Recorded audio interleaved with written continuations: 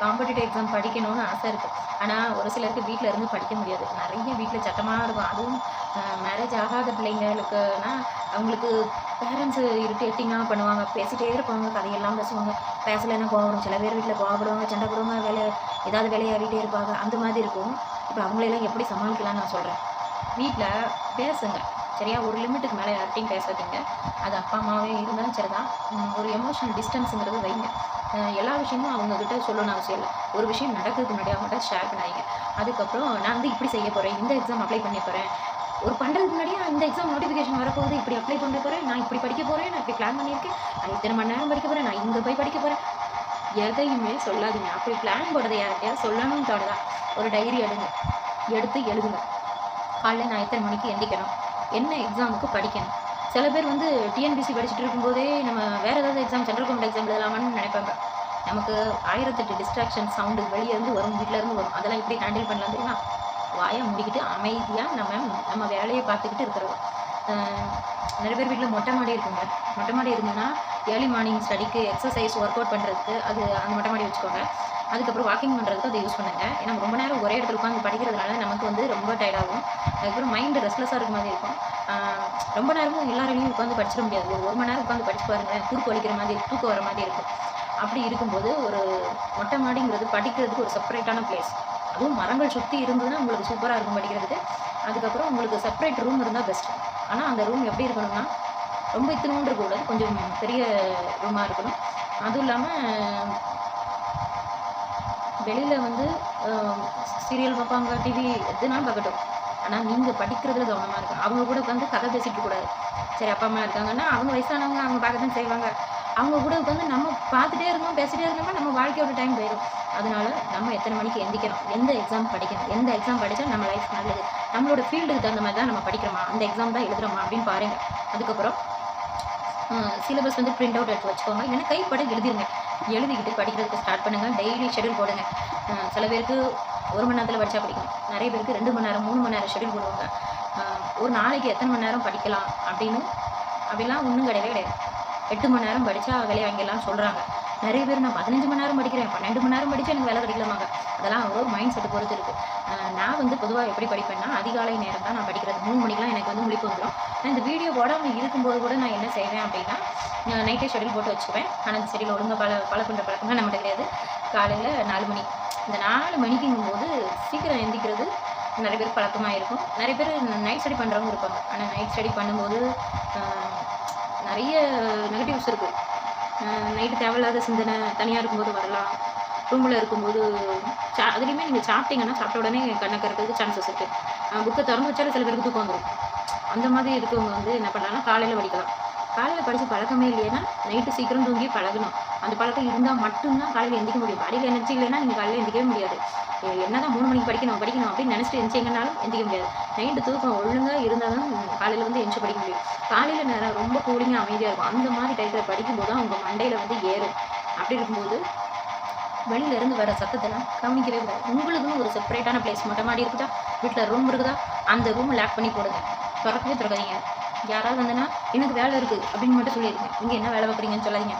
நினைக்கிறோம் என்ன வேலை இருக்குன்னா ஆன்லைனில் தான் ஒர்க் பண்ணுறேன்னு சொல்லுங்கள். ஆனால் படிக்கிறத மட்டும் தயவு செஞ்சு வெளியே சொல்லாதீங்க. நான் இத்தனை மணி நேரம் படிக்கேன், எப்படிலாம் பிளான் போட்டிருக்கேன் அப்படின்னு. நீங்கள் பிளான் போடுறதுக்கு முன்னாடியே அவங்க ஏதாவது ஒரு டிமோட்டிவேட்டடாக ஒரு வார்த்தையை பேசுவாங்க. அப்போ கிரிட்டிசைஸ் பண்ணுறதுக்கு தாங்க எல்லோரும் இருக்காங்க. யாருமே மோட்டிவேட் பண்ண மாட்டாங்க. அதில் எல்லாரையும் நான் சொல்ல வரல. நிறைய பேர் வந்து பிள்ளைங்க படிக்கிறாங்க அப்படின்னா அவங்களுக்கு சப்போர்ட் பண்ணக்கூடியவங்களும் இருக்கிறாங்க. ஆனால் வந்து 3/4 பேர் நம்மளை வந்து ஆமாம் நீ நாசமாக போவ, நல்லாவே இருக்க மாட்டேன், உருப்பட மாட்டேன், இந்த மாதிரி சொல்லிட்டு ஆட்கள் இருக்காங்க. சரியா? அவங்களெல்லாம் நம்ம கண்டுக்கிடவே கூடாது. என்னை பொறுத்த வரைக்கும் அமைதியாக இருப்பேன். யாருக்கிட்டையும் அனாவசியமாக பேச மாட்டேன். என்னுடைய ஃபோக்கஸ் மிஸ் ஆயிடும். அதனால் நான் யாருக்கிட்டையும் பதில் பேச மாட்டேன், கோவப்பட மாட்டேன், சண்டை போட மாட்டேன். என்ன கோவம் வந்தாலும் நினச்சிக்கிடுவேன். நம்மளை அவமானப்படுத்தினவங்க முன்னாடி உங்களுக்குலாம் ஒரு நாளைக்கு பதிலடி இருக்குது. இந்த தரமான பதிலடியை கொடுக்காம நான் ஓய மாட்டேன் அப்படின்னு நினச்சிக்குவேன். அப்புறம் இந்த வருஷம் இல்லைன்னா அடுத்த வருஷம் அப்படிங்கிற கதையெல்லாம் நம்மகிட்ட கிடையாது. இந்த வருஷம் முடிக்கிறோன்னா இந்த வருஷம் முடிக்கணும். சரி, ஏற்கனவே ஒரு அட்டெம்ப்ட் டெட்டில் பண்ணியாச்சு. டிஎன்பிசியில் 5 அட்டெம்ப்ட் பண்ணியிருக்கேன். அப்படி இருந்தாலும் எகைன் வந்து எக்ஸாம் எழுதுறதுக்கு நான் விடவே மாட்டேன். ஏன்னா எந்த வேலை பார்த்தாலும் எனக்கு படிக்கணும்னு தோணும். மேக்ஸிமம் வீட்டை விட்டு வெளியே போய் படிக்கணும்னு நான் நினச்சதே இல்லை. ஆனால் இப்போ நான் வீட்டில் இருக்கக்கூடாது அப்படின்னு நினைக்கிறேன்.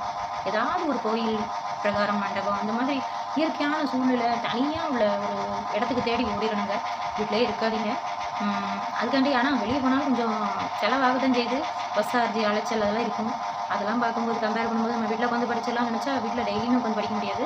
டிஸ்ட்ராக்ஷன் அதிகமாக இருக்கும். அது வந்து நிறைய பேர் அகாடமி டெஸ்ட் பேட்ச்லாம் சேருவாங்க. அப்படியெல்லாம் யாராவது ஒருத்தர் கைட் பண்ணால் நல்லதாக இருக்கும்.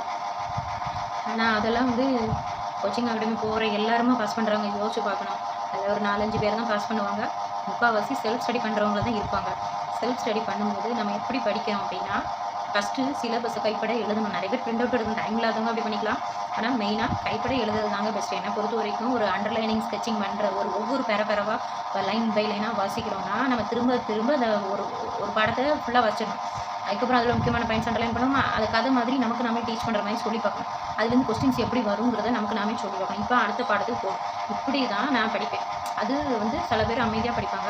நான் சின்ன பிள்ளையிலேருந்து ஸ்கூலில் படிக்கும்போது நான் எப்படி படிப்பேன் அப்படின்னா, ஃபுல்லாகவே கத்தி தாங்க படிப்பேன். அப்படி படித்தா தான் மண்டையில் ஏறும். ஆனால் நான் ஒரு 10th வரைக்குமே வந்து படித்தது 2 மணி வரைக்கும் படிப்பேன். என்னத்தை படித்தேன்னு எனக்கு தெரியாது. ஆனால் நான் அவுட்ஸ்டாண்டிங் ஸ்டூடெண்ட் தான். அதுக்கப்புறம் அவுட்ஸ்டாண்டிங்லேருந்து ஆவரேஜ் வந்தேன். அதுக்கப்புறம் 6th அப்புறம் ஆவரேஜ் ஸ்டூடெண்ட் ஆகிட்டேன். அதுக்கப்புறம் அப்படி போச்சு. மற்ற எல்லா சப்ஜெக்ட்லையுமே 89 வரைக்கும் வாங்கினேன். மற்ற மேக்ஸில் மட்டும் பார்டர் லைன் மார்க் வரும். அதுக்கப்புறம் அதுலேயுமே எனக்கு நான் கூட வாங்கினேன். அதுக்கப்புறம் ஒரு 6th 8th அப்புறம் அதுலேயுமே நிறைய மார்க் வாங்கினேன். அதுக்கு எல்லாமே என்னுடைய இன்ட்ரெஸ்ட். நானாகவே தேடி தேடி கற்றுக்கிறது, நிறைய பேர்கிட்ட போய் கேட்குறது. என்னுடைய அத்தை பொண்ணு பையன்கிட்ட போய் நான் கேட்பேன், மேக்ஸ் எனக்கு சொல்லிக் கொடுங்க. அவங்க படிச்சுட்டே இருப்பாங்க, பார்த்துக்கிட்டே இருப்பேன். அப்போ கூட எனக்கு படிக்கணும்னு தோணாது. ஒரு 2 கணக்கு மாடல் போய் சொல்லிக் கொடுப்பாங்க, நானும் போகிறேன். அப்புறம் அவங்க 11 மணி வரை நைட்டு படிப்பாங்க. அதுக்கப்புறம் அதில் ஒருத்தங்க எங்கள் அத்தை பொண்ணு வந்து நைட்டு 11 மணி வரை படிப்பாங்க. அத்தை பையன் ஒரு 5 மணி வரைக்கும் படிப்பாங்க. காலையில் 5 மணிக்கு எழுந்து படிப்பாங்க. அந்த 5 மணிக்கு சீக்கிரம் எந்திக்கணுங்கிறது ஒரு நாளும் சூரிய உதயத்தை நான் பார்த்ததே கிடையாதுங்க. சூரிய உதயத்துக்கு முன்னாடி எந்த நாளும் கிடையாது. ஆனால் ஒரு வருஷமாக நான் ப்ராக்டிஸ் பண்ணி காலையில் 4 மணிக்குங்கிறத எந்திரிச்சு படிக்கிறது ஒரு பழக்கமாக வச்சுருந்தேன். போன வருஷம் ஃபுல்லாக அதை ஃபாலோ பண்ணேன். இந்த வருஷமும் நான் அதை ஃபாலோ பண்ணேன். 1-2 நாள் மிஸ் ஆகும்னா ஒரு சனி ஞாயிறு அந்த மாதிரி இருக்கும். வீக்கெண்டில் நமக்கு புத்தி வந்து வேறு மாதிரி போயிடும். நல்லா சாப்பிடணும், நல்லா தூங்கணும், வெளியே எங்கேயாவது போகணும். ஆனால் வெளியே எங்கேயும் போக மாட்டேன். நான் வீட்டை விட்டு எங்கேயும் போகவே மாட்டேன். எங்கள் எல்லாருமே சொல்லுவாங்க, ஏன் இப்படி நீங்கள் வீட்டுக்குள்ளேயே இருக்க, வெளியே எங்கேயும் போக மாட்டேங்க அப்படின்னா, வெளியே போக பிடிக்காது, யாருக்கிட்டையும் பேச பிடிக்காது. நமக்கு வேலை கிடைக்கல, வேலைக்கு ட்ரை பண்ணிட்டு இருக்கோம், எங்கே போனாலும் நமக்கு எரிச்சலாக இருக்குது, என்னடா பண்ணுறது அப்படின்னு நினைப்பேன். இந்த வருஷம் எப்படியாவது விட்டுறக்கூடாது, எக்ஸாமில் பாஸ் பண்ணணும். நம்மளை பேசினவங்கள மத்தியில் நம்ம ஒரு வழி பண்ணணும். ஹிட்லர் சொல்லுவார் தெரியுமா, நேரம் வரும்போது ஒருத்தரையும் விடாத, எல்லாரையும் கருவாருன்னு சொல்லுவாங்க. அப்படி நம்ம பண்ண வேண்டியது. நம்ம வாழ்க்கையில் முன்னுக்கு வரதுக்கு என்ன பண்ணணுங்கிறத பார்த்துட்டு போயிட்டே இருக்கணும். இன்னும் எனக்கு வந்து எப்படி படிக்கிறது பிடிக்கும்னா, நான் வந்து சத்தமாக தான் படிப்பேன் இப்போவும். ஆனால் அப்போ படிக்கிறதாவது ஸ்கூலில் படிக்கும்போது என்ன படிக்கிறேன்னு தெரியாமல் படித்தேன். ஆனால் இப்போ தான் புரிஞ்சு படிக்கிறது, சைலண்டாக படிக்கிறது வந்துருக்கு. சைலண்டாக படிக்கும்போது நான் ஃபாஸ்ட்டாக படிப்பேன். ஃபாஸ்ட்டாக சடச்சடன் டாப்பிக்க முடியும். ஆனால் எனக்கு சைலண்டாக படித்தாலும் ஃபஸ்ட்டு தெரியாத டாப்பிக்கை நான் வந்து கத்தி தான் படிப்பேன். 2-3 தடவை கத்தி படித்து நான் சொல்லி பார்ப்பேன். அதுக்கப்புறம் தான் எனக்கு புரியும். அதுக்கப்புறம் சைலண்டாக படிக்க ஆரம்பிச்சுவேன். ரிவிஷன்லாம் சைலண்டாக தான் பண்ணுவேன். நீங்கள் எப்படி படிப்பீங்கன்னு கமெண்ட்டில் சொல்லுங்கள். இன்னும் இதை பற்றி நிறைய தகவல் அடுத்த வீடியோவில் பார்க்கலாம். நம்ம சேனல் பிடிச்சா லைக் பண்ணுங்கள், ஷேர் பண்ணுங்கள், கமெண்ட் பண்ணுங்கள், சப்ஸ்கிரைப் பண்ணுங்கள்.